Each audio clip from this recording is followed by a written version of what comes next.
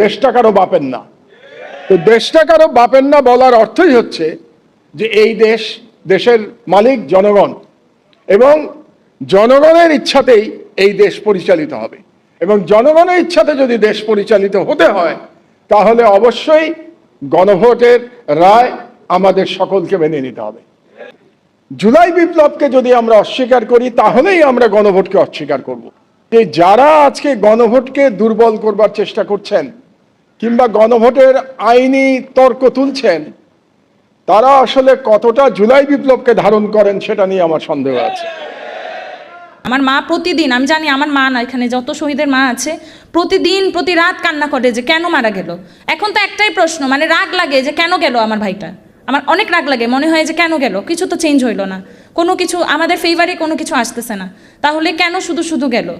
দেশ যদি চেঞ্জ না হয়, যদি আমাদের যেই জুলাই সনদটা বাস্তবায়ন না হয়, তাহলে আমার মনে হয় যে আমাদের সকল শহীদ পরিবারের সাথে বেমানি করা হবে, শহীদের রক্তের সাথে বেমানি করা হবে, আহতদের সাথে বেমানি করা হবে, সারা বাংলাদেশের সাথে বেমানি করা হবে। কারণ এত হিউজ পার্সেন্টেজ, 70%, অনেকে আছে যে বোঝেনি, অনেকের ইনফ্লুয়েন্সেও অনেকে না ভোট দিছে, বোঝে নাই, কিন্তু যারা বুঝে শুনে হ্যাঁ ভোট দিছে তারপরেও তো পার্সেন্টেজটা হিউজ। 70% যখন গণভোট জয় হয়েছে, মানে কি এটা সারা বাংলাদেশের একটা রায়।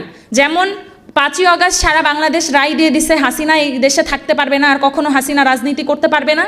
সেম বাংলাদেশের জনগণ রায় দিয়ে দিছে, গণভোটে হ্যাঁ দিয়েছে, এবং তারা জুলাই সনদ বাস্তবায়নের পক্ষে রায় দিয়েছে। অন্য ব্যক্তি, একজন সংসদের সম্মানিত বিরোধী দলীয় নেতা এবং আরেকজন সংসদের বিরোধী দলের চিফ হুইপ, দুজন আছেন এখানে উপস্থিত। তারা দুজনে কিন্তু বিপ্লবের ফসল। জুলাই বিপ্লব না হলে তারা কিন্তু দুইজন এই পদ পেতেন না। একইভাবে যিনি দেশের প্রধানমন্ত্রী তিনিও জুলাই বিপ্লবের ফসল, তিনিও দেশের প্রধানমন্ত্রী হতে পারতেন না যদি জুলাই বিপ্লবে আমাদের তরুণরা এভাবে জীবন না দিত। কাজেই আমরা যারা এই জুলাই বিপ্লব নিয়ে প্রশ্ন তুলব, গণভোট নিয়ে প্রশ্ন তুলব, তারা আসলে আমাদের শহীদদের অবদানকে অস্বীকার করছি। এই ভুলটা যেন আমরা না করি। আমি বাংলাদেশের তরুণদের ব্যাপারে আশাবাদী।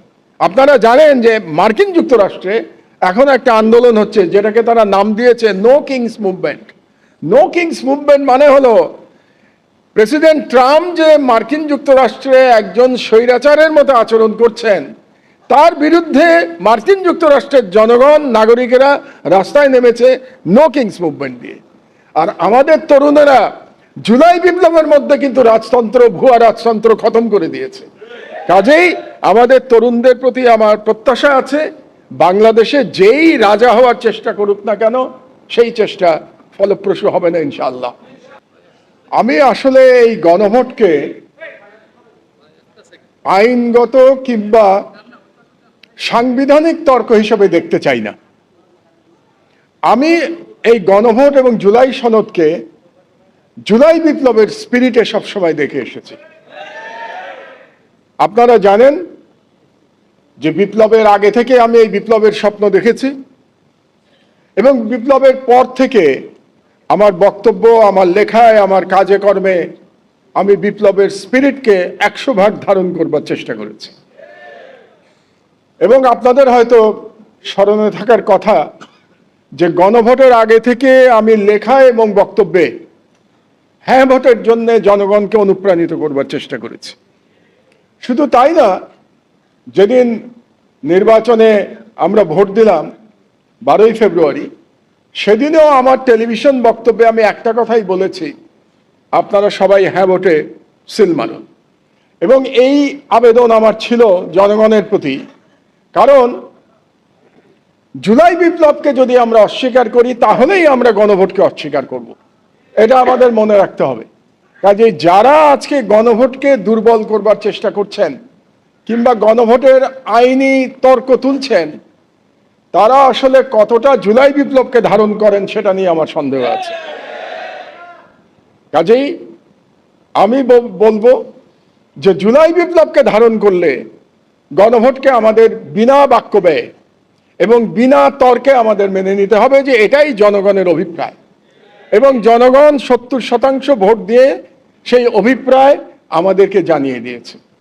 এবং যারা বিপ্লব করেছে আমাদের তরুণেরা অনেকের ছবি আছে এখানে, অনেকের নাম আছে, মুগ্ধর ছবি দেখছি, আবু সাইদের নাম দেখছি, যারা শহীদ হয়েছে, জীবন দিয়ে গেছে, জীবন দিয়ে বিপ্লব করেছে।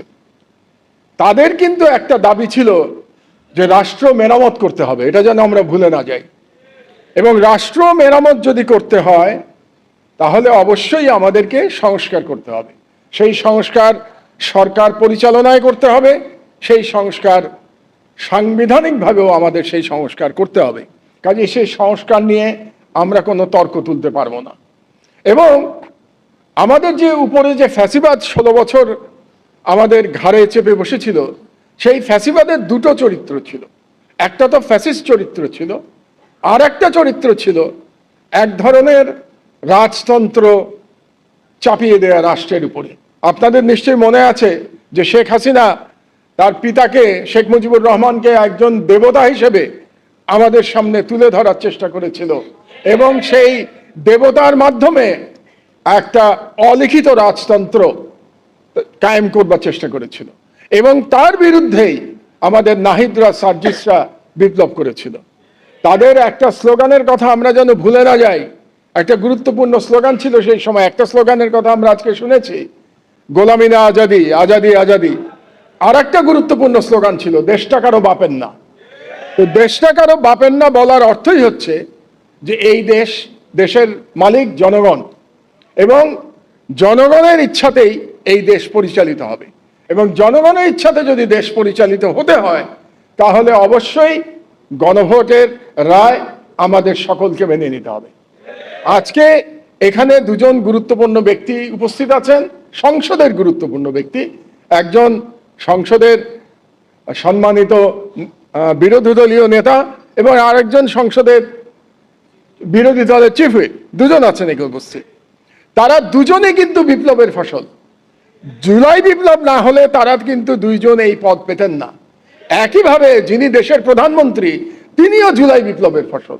তিনিও দেশের প্রধানমন্ত্রী হতে পারতেন না যদি জুলাই বিপ্লবে আমাদের তরুণরা এভাবে জীবন না দিত।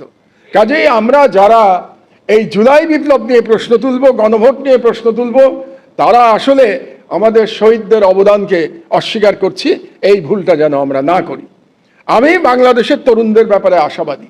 আপনারা জানেন যে মার্কিন যুক্তরাষ্ট্রে এখন একটা আন্দোলন হচ্ছে যেটাকে তারা নাম দিয়েছে নো কিংস মুভমেন্ট।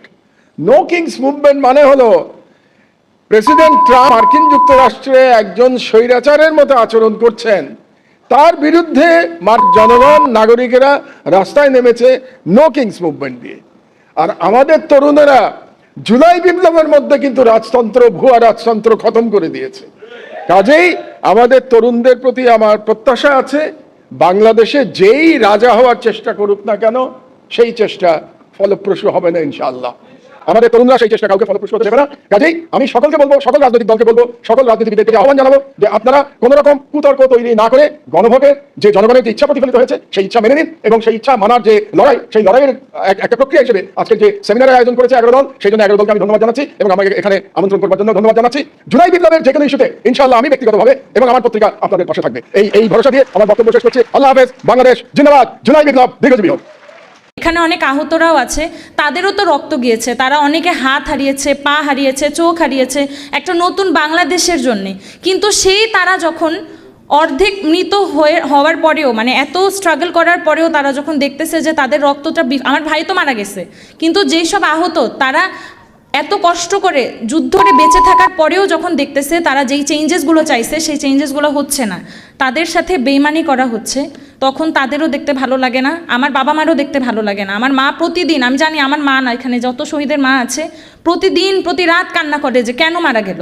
এখন তো একটাই প্রশ্ন, মানে রাগ লাগে যে কেন গেল আমার ভাইটা, আমার অনেক রাগ লাগে, মনে হয় যে কেন গেল, কিছু তো চেঞ্জ হইলো না, কোনো কিছু আমাদের ফেভারে কোনো কিছু আসতেছে না, তাহলে কেন শুধু শুধু গেল।